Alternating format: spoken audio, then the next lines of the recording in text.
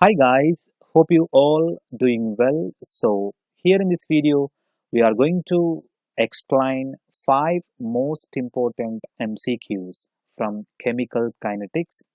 These questions are posted on our community section where you can practice multiple high standard questions from various topics, and 5 questions of each topic can be analyzed through the video. So this series might helpful for you in your preparation. Now just look at the first question here in chemical kinetics. Which of the following statements about catalyst is false? So just look at the first statement here. The catalyst reduce the activation energy for a reaction. So we need to find is it a correct statement or wrong statement. So to do that, we can look at the graph of a reaction. So we can take reaction coordinates on x-axis, and the change in free energy of a reaction can be taken on y-axis. Now just consider uncatalyzed reaction. Okay, for uncatalyzed reaction, so we can take the activation energy, so that is the delta E. Now just consider catalyzed reaction. So whenever the catalyst is involved for the same reaction, you can see that the activation energy is decreased or reduced. So the first statement is the correct statement. Okay, right. Now just look at the second one. Catalysts do not appear in the balanced equation. So just consider A2, that means reactant A producing the product P. Now here the catalyst is not going to alter or not going to affect the reactants or the products. Okay, so that's why catalysts do not appear in the balanced equation. So this is the correct statement. But catalyst speeds up the reaction. That's why catalyst accounted in rate law. Okay, so these 3 statements are correct. First, second, and third. Now just look at the fourth one here. Okay, now just look at the third one. Catalysts do not alter the mechanism of reaction. So this is the wrong statement, because catalysts alter the mechanism of the reaction, by that they speeds up the reaction. Okay, so what is our answer? The third one. Yeah, the next question. The rate law of the following reaction here: 2 moles of NO gas reacting with 2 moles of H2 gas, producing N2 gas and 2 H2O vapor from the given data. Here 3 experiments are done. So here we have given initial concentrations of NO and H2, and the initial rates are given. Okay, so we need to find the correct rate law for the given reaction by just using the information from the experiments. Okay, right. Now here the rate law, or the general rate law of a reaction, is given as rate equals to, so here m for minutes, so rate equals to the rate constant K into the concentration, the product of concentrations of the reactants here. So we are considering NO with the coefficient X. So here the coefficients are simply indicating the stoichiometric coefficients of the reaction, or here reactants. Okay, now H2Y. So just look at the 3 experiments. Here you can see the first experiment, the initial concentration of NO is same, and third for the third experiment initial concentration is taken as same here.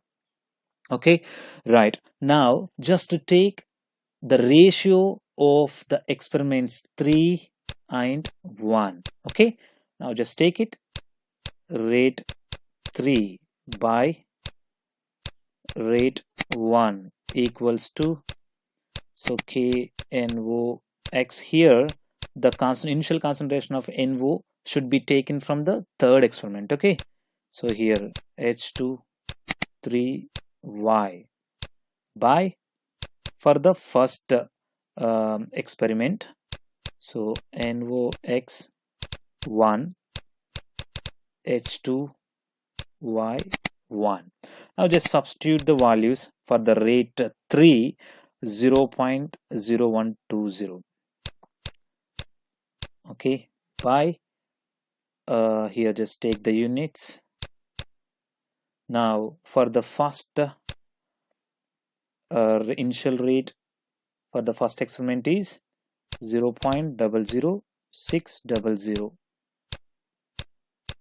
Okay, so which should be equals to K into the initial concentration of third experiment for that NO is 0.100x, for that H2 0.0200y by, for the first experiment here we can take 0.0100x, and for the H2 it is 0.0100y.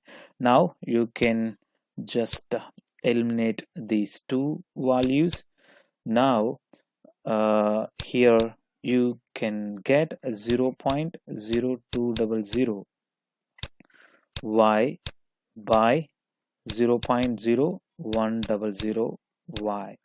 Now you can write this term, just wait. So you can write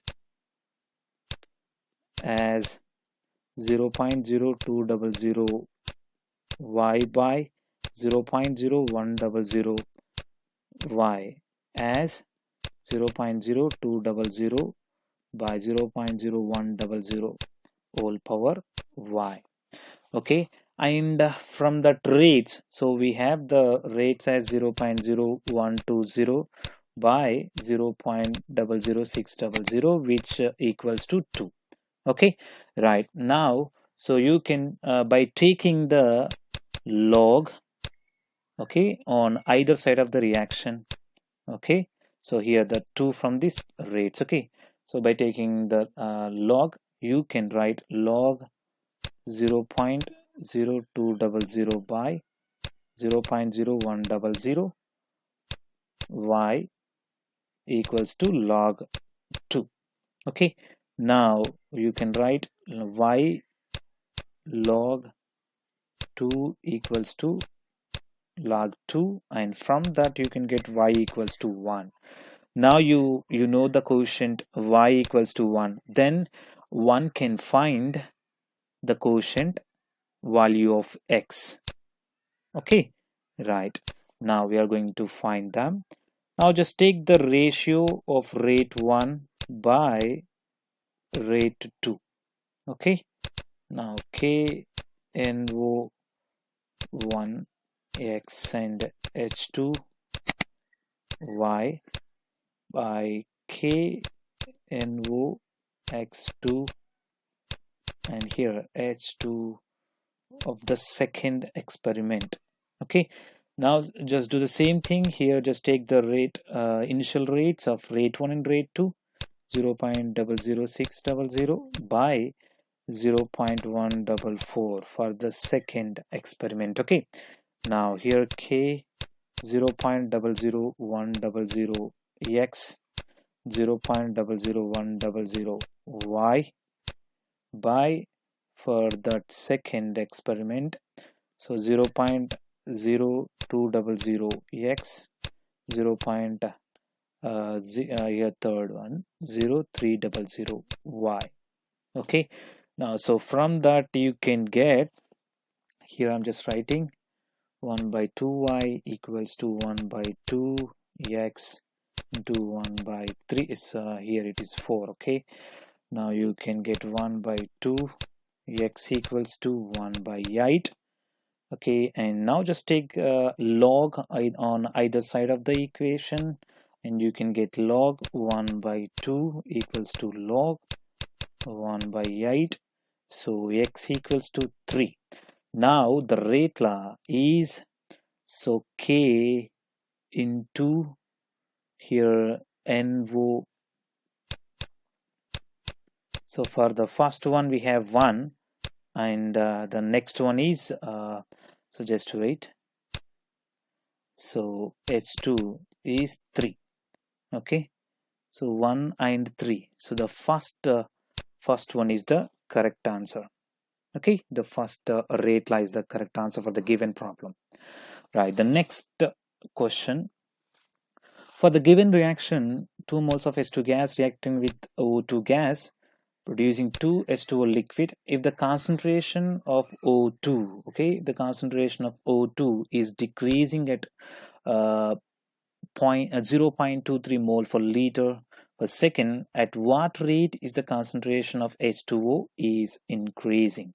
So this is the question we need to solve here. Okay, right, now the rate for the disappearance of O2 gas can be represented mathematically as minus delta O2 by delta T, that is the change in temperature. So the decreasing in the concentration of O2 by changing the temperature, or by just increasing the concentration, increasing the time. Okay, right, now so for with respect to H2, we can write the rate law as minus 1 by 2, because we divide the coefficients. We divide the concentrations of the reactants or products with their coefficients. Okay, so minus 1 by 2 delta H2 by delta T, so which should be equals to, so the 2 moles of H2O is produced, so that's why here 1 by 2. So here the plus sign, because the concentration of H2 is increasing. So here we have taken minus signs because the concentrations of H2 and O2 are decreasing. Okay, so half into delta H2O by delta T. Okay, now calculating the rate of change of the concentration of H2O, so that is 1 by 2 delta H2O by delta T equals to minus delta O2 by delta T. Okay, so we have given the decreasing at 0.23, okay, 0.23 mole for liter. So just substitute its value here. So minus 0.23 mole for liter per second. Okay, right, now so the delta H2O by delta T equals to, so 2 should go here, so 2 into 0.23, so which equals to 0.46 mole per liter per second. So answer is 0.46. Okay, right, the next question. A first order reaction is half completed in 46 minutes. The time taken for 75% completion of the reaction is. So here we know that the half-life time for a first order reaction is given as T of equals to 0.693 by K. So from that you can get K equals to 0.693 by T half. Okay, now just substitute here 0.693 by 46 minutes. So you can get 0.015 per minute. Okay, now to find T 75%, that is after completion of for 75% completion of the reaction, what time should be taken?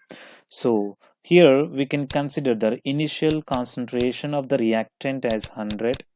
Okay, now after some time it should complete it should have 25%.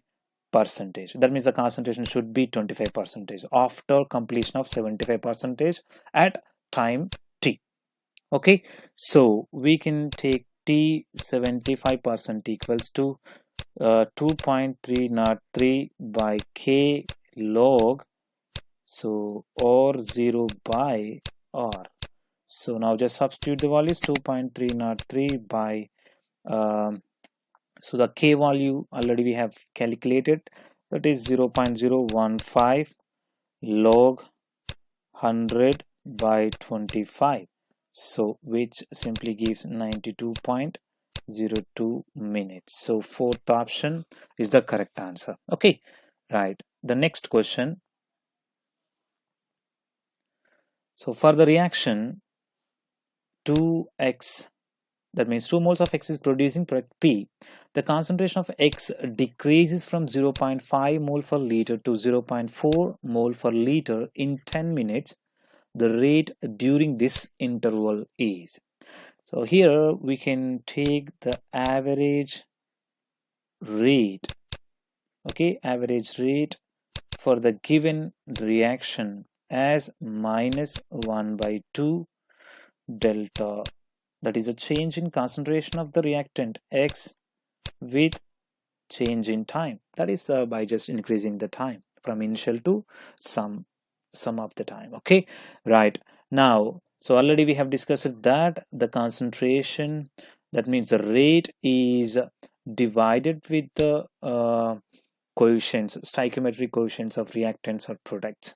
That is the rate of disappearance of any of the reactants or rate of appearance of products is divided by their respective stoichiometric coefficients. Okay, so here 2 moles of X, that's why minus half into delta X by delta T. Okay, now just take minus 1 by 2 here, X2 minus X1 by T2 minus T1. So just substitute the values here, minus 1 by 2, so 0.4 minus 0.5. Here the change from 0.5 to 0.4. Here 0.5 is X1 and 0.4 is X2. Okay, by the time change. So for this concentration change, the time taken for 10 minutes, so we can take 10 here. Okay, now you can get minus 1 by 2 minus 0.1 by 10, so you will get 0.005 mole per liter per minute. Okay, so this is the answer. I hope this analysis of 5 questions from chemical kinetics helpful for you, and if you're interested you can visit and join the website chemmasters.online, or you can download the mobile app chemmasters from Google Play stores to join the best concept oriented online courses. And you can also practice very high standard online test series from each and every topic, and you can also practice mock test, so to get to make you perfect to get the success in examinations. And don't forget to click and like this video and subscribe this channel for more updates. Thank you very much.